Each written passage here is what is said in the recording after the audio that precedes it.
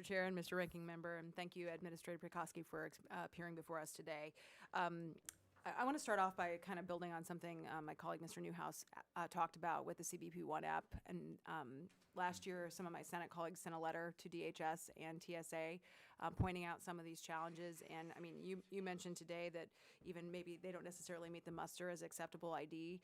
So they, pointed that out in the letter, and they have not received a response yet. And so I was going to ask you to respond to that letter, but I'm going to ask you today to respond to me as well on this. Clarify your processes in writing.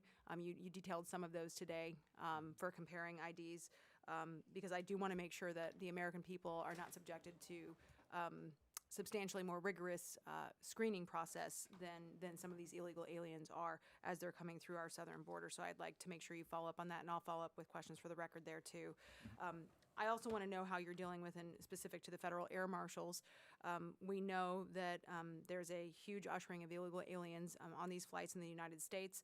So how are you protecting the American flying public when you are diverting these federal air marshals to the southern border to assist CBP in administering aid to illegal immigrants? Congresswoman Hinson, thanks for the question. And to your first request for process clarity, absolutely would be happy to do that.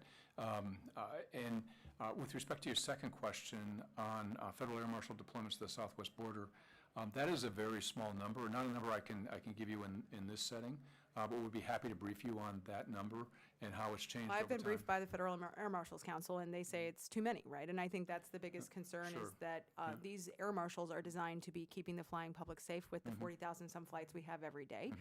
That is their mission and that is their duty. And so any instance where they are being pulled away from their mission, I think, is a morale problem. You talk about recruiting and hiring and how much of a challenge you're having there, having to rehire people who've been retired.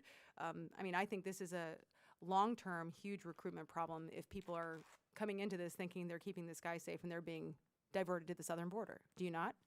I don't. First off, the diversion to the southern border is a very small percentage, like I said. That's a temporary mission, not a permanent mission of TSA's. It's something we started back in 2019, and we've made significant improvements to it over time. We have a memorandum of understanding with CBP, which is the requesting agency. I'd be happy to share that with you if you haven't seen it. I will tell you from my chair, I'm responsible for transportation security. I have federal air marshals on every flight I desire to have federal air marshals on, pure and simple. What risk algorithms are you using to determine what flights you're pulling them off of? We determine the flights that we need to put air marshals on based on risk. And I'd be happy to give you a brief, again, not appropriate for this setting, as to how we make those decisions. And it's quite sophisticated. Do you see a position or a time in the future where you will not need to divert people to the southern border? Is it dependent upon the surge slowing down, numbers slowing down in terms of the number of illegal immigrants we're encountering at the southern border? Yes, ma'am. Good point. That number has changed over time, and so it's lower now than it was 5 months ago. And we will constantly adjust it based on CBP's needs, which are predicated on the number of people coming across the border.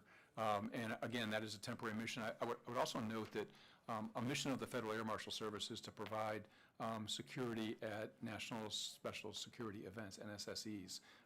And we do that on a regular basis. So there are a lot of different things that Federal Air Marshals do, not just in-flight security, but in-flight security, to your point, is the most important thing that we do. But to give you a sense for overall levels of effort, about if you looked at the FAM deployments to the southwest border so far this year, they are less than 2% of the deployments of FAMs to in-flight security. So it is very small.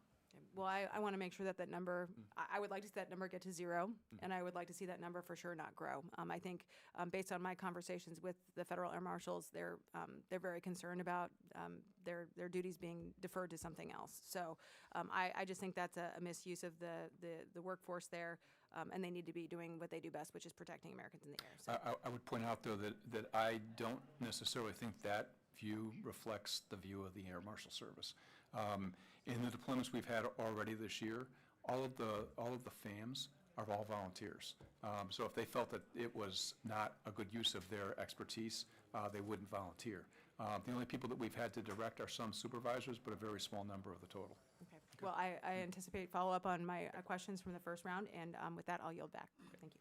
Thank you, Ms. Hinson. Going against the directive of the chair.